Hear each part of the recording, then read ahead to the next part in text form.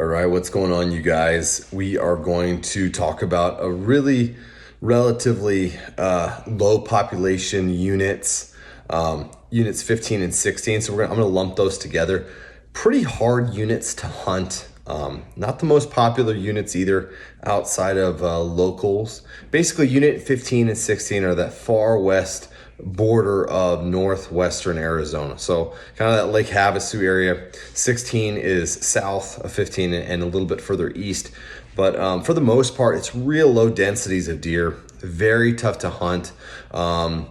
And not a whole lot of options really as far as tags go. So unit 15, which is typically known for its desert sheep, it's a pretty darn good unit for desert sheep actually, which I am going to touch on desert sheep coming up after all the deer draw info. I get all that out. I want to do a video just about desert sheep, and 15 is in there. So talking about mule deer in unit 15 though is very different. So they actually only offer one style of hunting, and that is muzzleloader hunting. So 15 is actually broken up into 4 different subunits: 15A, 15B, 15C, and 15D. So they all kind of border California, and they also border the Wallaby Reservation to the north and to the east. So really low populations. I would say there is some really big deer in that area, really big deer, but you gotta spend a lot of time there. And man, without cameras, without locating these deer and where they're watering, it can be very difficult to determine their habits and actually locating a few of these deer. So if you guys draw a unit 15 tag, and it's a muzzleloader tag, obviously, because that's the only one that they offer this year, definitely get in there, do your scouting, do your homework. The biggest thing is trying to find water and then going from there. So get water and then get to a place where you can find some elevation to glass around the area. So typically mule deer can have a giant range. They could range 35 plus miles, but in some of this more arid country, they don't have that luxury. So they will stay around water, they will stay around feed. They will stay around, like there's some agricultural stuff that happens in unit 16 and 15, meaning like there's fields and there's things that's on private land and areas you really can't access. And deer will definitely frequent those areas, and hunting the borders, hunting the legal areas that are in and around some of those hot spots for deer food and water is probably the best way to go. But in the end, guys, get to a glassing point. I'm going to kind of cover some places on the map there that are good areas to start, and it depends on you going out there and finding the deer prior to your hunt and during your hunt to make it happen. I would strongly suggest a muzzleloader that could shoot over 200 yards. Get yourself a good long-range muzzleloader, put a scope on it. It's not going to break the bank, and you can get a pretty legitimate setup and be pretty adequate out past 300 yards with basic starter equipment. You don't have to get a custom muzzleloader for that.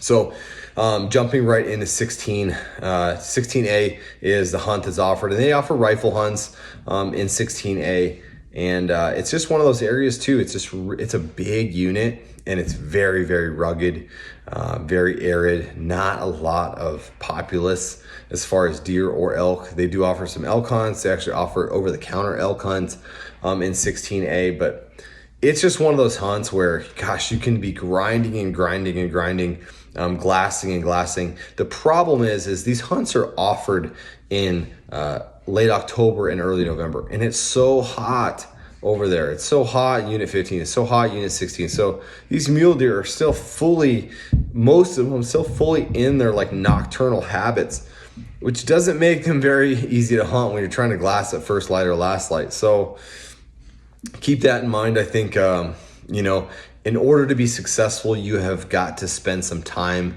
in these units. Most of the hunters that are hunting these units are locals. They live in Kingman or, live on the California border or near it anyways, because they can just kind of spend some time there and drive around and do that kind of stuff. So keep that in mind. Again, 16, you definitely focus on the mountain ranges there. There's definitely elk and deer population that are around some of those mountain ranges that I'm kind of going over on the maps. But it's one of those deals where if you're actually looking for a trophy, a deer, and a trophy mule deer buck in unit 15 or 16, it's gonna take some effort. It's gonna take grinding it out. It's gonna take putting it's a max effort type area. That being said, there are giant deer there. There's giant deer that live in these deserts and that die of old age. It's just outsmarting them. A lot of them live in the flats, live in the arroyos or washes, and don't really come out very much, are definitely not showing themselves very much during that early fall, or technically it's kind of mid-fall, but for us in Arizona, October and November are still pretty warm, especially in those desert lower elevation areas. So do your homework, try to get elevation. Oftentimes in the desert looking for a mule deer, it's you're getting up high and looking down into the flats and then trying to locate bucks that way. In some of the mountain ranges in unit 16 and 15, you can do it both ways. You glass up into the mountains, kind of where the sheep are, and then you climb up into the mountains and glass down to the flats, the valleys, and where these deer are kind of transitioning in their bedding grounds and maybe living. Obviously, water and food are dependent on that. So definitely take a look at the draw odds. Take a look at the maps and kind of some spots I'm going over if you do draw. And if you're trying to plan a hunt and you really see the draw odds, you're like, man, these draw odds are great. I really want to go hunting. Definitely calculate what it's going to take for you to be out there a lot to be successful, and what I mean by that is scouting and taking off time from work or weekends or whatever. So I think there are a lot better options, in my opinion, to hunt mule deer with good draw odds for 1 or 2 years, in that 1 or 2 years as residents or non-residents, than trying to hunt unit 16 or 15. That being said, good luck to all those that draw that tag. If you need any help, hit me up. I've got all my information on the description below. It's a very challenging unit, really, really interesting country, that transition between desert and kind of higher elevation juniper stuff, and it can hold some really big deer and elk. But all right, that's all I've got for unit 15 and 16, guys. Kind of more of just an overview. Really a warning, hey, watch out, the draw odds are good, but the hunts are very, very hard. And also just trying to give you guys a place to start if you do draw that tag, and just give you general information on the Arizona deer draw. So we're gonna talk again and go over the next units coming up, unit 17 and 18 and all that fun stuff. Talk to you guys later.